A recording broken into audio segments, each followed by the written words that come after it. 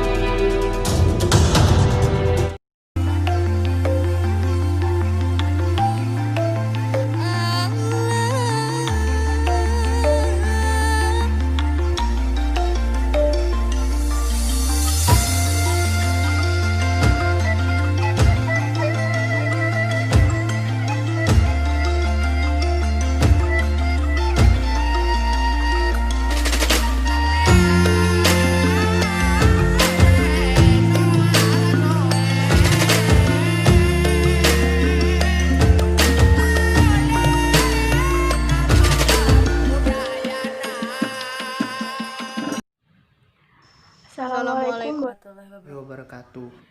Yang kami hormati Ibu Nisa Putri Utami MPD selaku dosen pengampu mata kuliah kurikulum BK dan teman-teman yang semoga selalu dirahmati oleh Allah Subhanahu wa Ta'ala dimanapun berada. Alhamdulillahirabbil alamin wabihi nasta'in wala umrid dunya waddin wa ala alihi washabihi ajmain amma ba'du.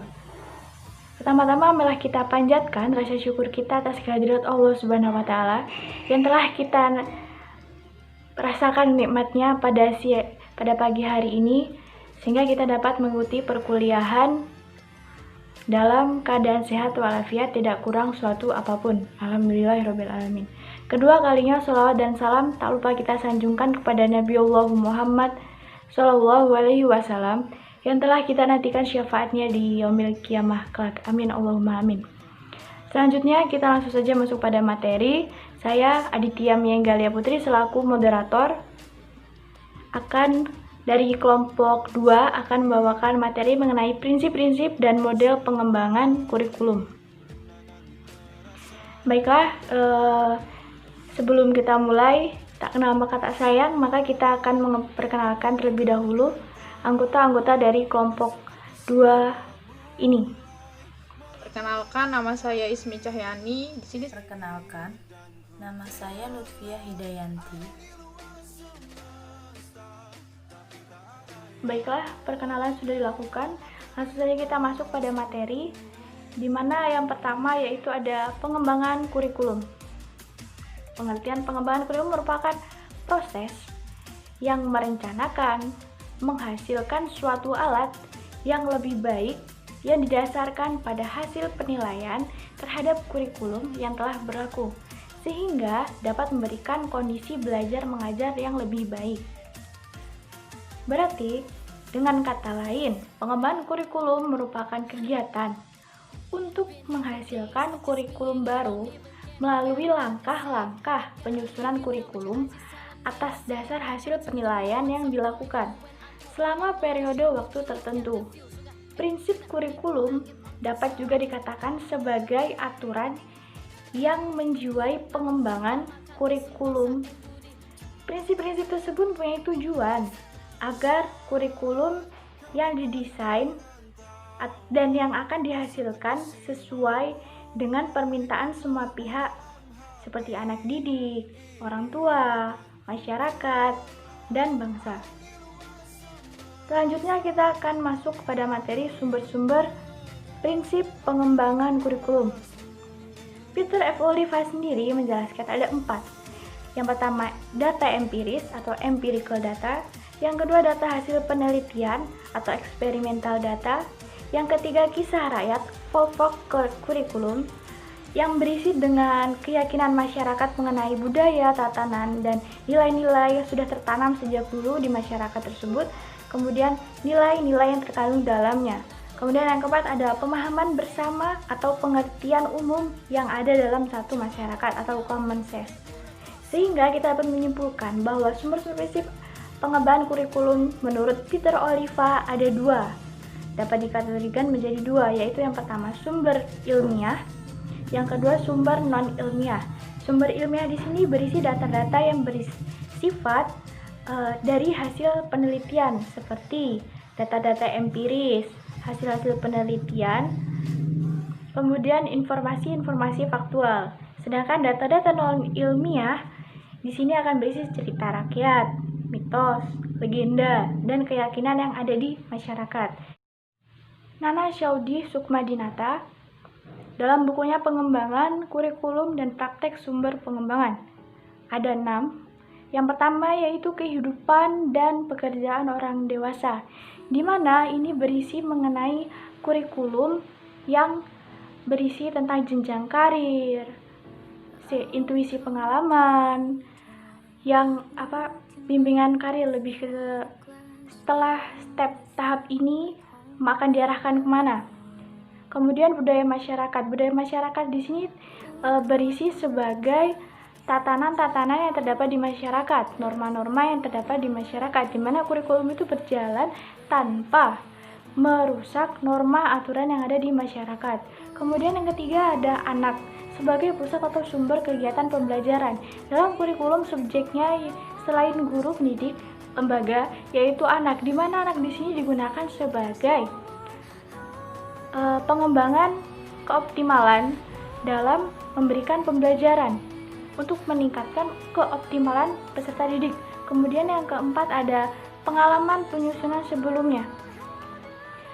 Prinsip-prinsip sumber-sumber ini diambil dari kurikulum-kurikulum yang sebelumnya, di mana terdapat kekurangan-kekurangan yang kemudian direvisi, kemudian diperbaiki lagi, diperbaharui lagi, dibuat fleksibel lagi, dan akhirnya menjadilah sebuah kurikulum yang baru. Tata nilai di masyarakat seperti adat budaya dan segala macamnya. Kemudian kekuasaan sosial politik tertentu termasuk lembaga, arah kebijakan dan produk-produk politik berupa pemahaman perundang-undangan yang berlaku. Di sini lembaga-lembaga seperti sekolah dan beberapa hal-hal lain yang berkaitan dengan lembaga kependidikan yang berfungsi sebagai penunjang pembentukan kurikulum tersebut. Terima kasih. Baiklah, materi selanjutnya akan disampaikan oleh Saudari Ismi Cahyani. Kepada Ismi dipersilahkan.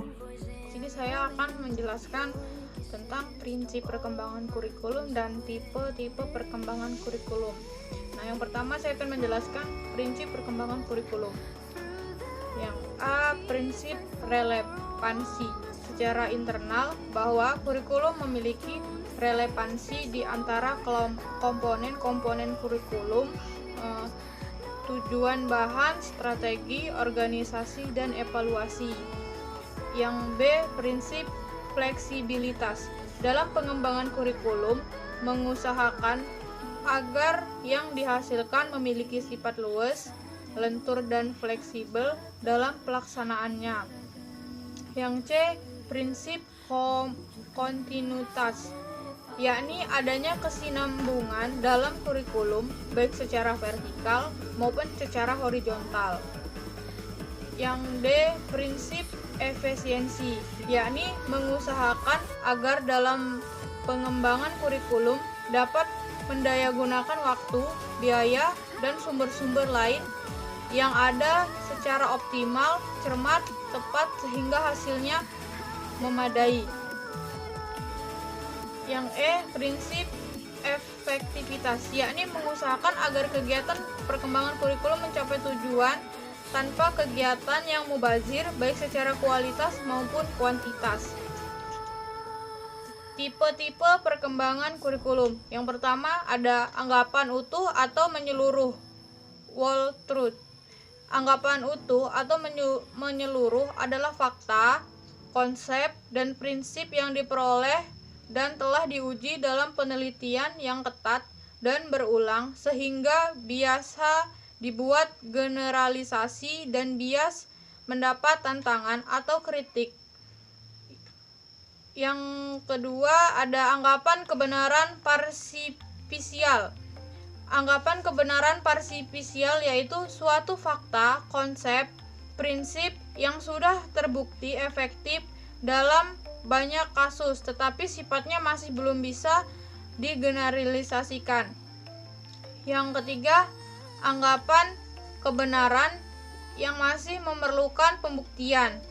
Hipotesis yaitu asumsi kerja atau prinsip yang sifatnya tentatif atau masih dalam kesinambungan yang sementara dan muncul dari pemikiran akal sehat.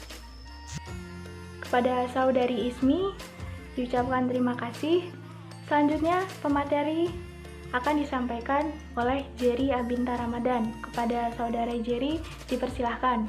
Sini saya akan menjelaskan tentang model-model pengembangan kurikulum dibagi menjadi 3. Yang pertama, the administrative model, yaitu model paling lama dan paling banyak dikenal.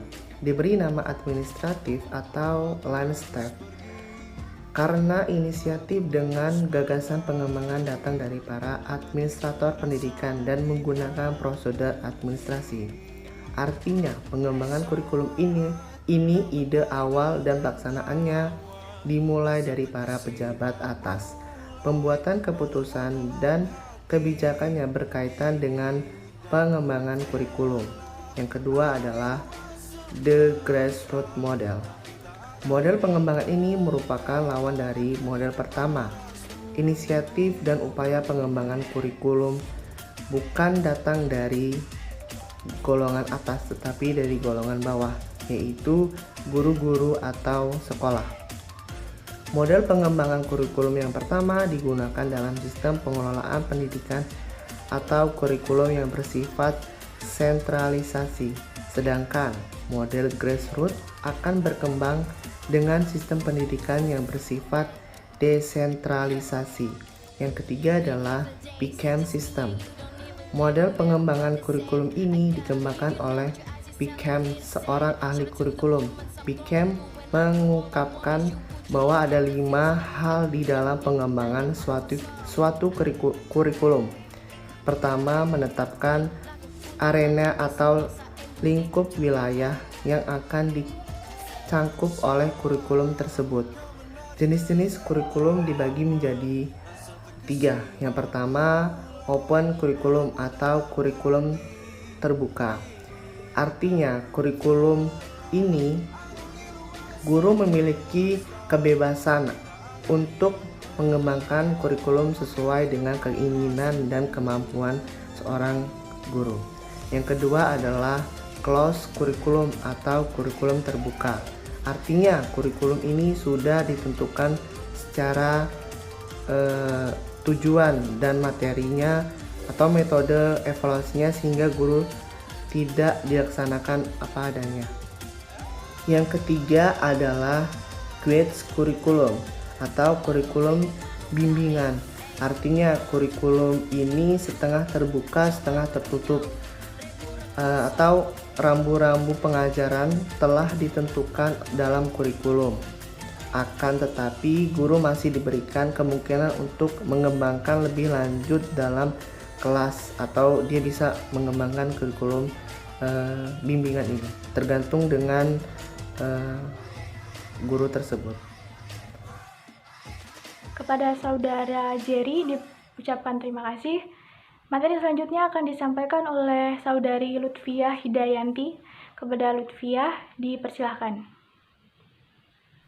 Akan menyebutkan fungsi model pengembangan kurikulum bagi guru. Yang pertama, sebagai pedoman bagi guru untuk memilih model pengembangan yang sesuai dengan pelaksanaan pengembangan kurikulum yang dilaksanakan. Yang kedua, sebagai bahan pengetahuan untuk melihat lahirnya bagaimana sebuah kurikulum tercipta dari mulai perencanaan sampai pelaksanaan di lapangan. Yang mungkin selama ini guru hanya mengetahui bahwa kurikulum itu sebagai sesuatu yang siap saji. Padahal melalui proses yang panjang, sesuai dengan model mana yang dipilih oleh pengembang kurikulum atau pengambil kebijaksanaan. Yang ketiga, sebagai bahan untuk menyusun kurikulum yang sesuai dengan visi, misi, karakteristik, dan sesuai dengan pengalaman belajar yang diharapkan atau dibutuhkan oleh siswa. Yang keempat, sebagai bahan untuk mengadakan penelitian yang merupakan bagian tugas profesional guru yang memiliki tanggung jawab dalam meningkatkan kinerjanya sebagai guru. Dan yang kelima, sebagai bahan untuk melihat perbandingan dan keberhasilan tentang model pengembangan kurikulum yang digunakan pada suatu sekolah yang nantinya diharapkan untuk memperbaiki kurikulum yang dilaksanakan. Baiklah, kepada saudari Lutfia Hidayanti diucapkan terima kasih. Demikianlah tadi materi dari kelompok 2, yaitu tema tentang prinsip-prinsip dan model-model pengembangan kurikulum dari kelompok kami. Saya rasa cukup. Sesi pertanyaan akan dilanjutkan lewat WhatsApp group dan atau Google Classroom. Demikianlah presentasi dari kelompok 2 ini. Jika terdapat kesalahan, kepada Allah kami mohon ampun, kepada teman-teman kami mohon maaf. Kesempurnaan hanya milik Allah Subhanahu wa taala. Saya rasa cukup. Saya akhiri, ihdinas siratal mustaqim. Wallahu muwaffiq ila aqwamit thoriq. Wassalamualaikum warahmatullahi wabarakatuh.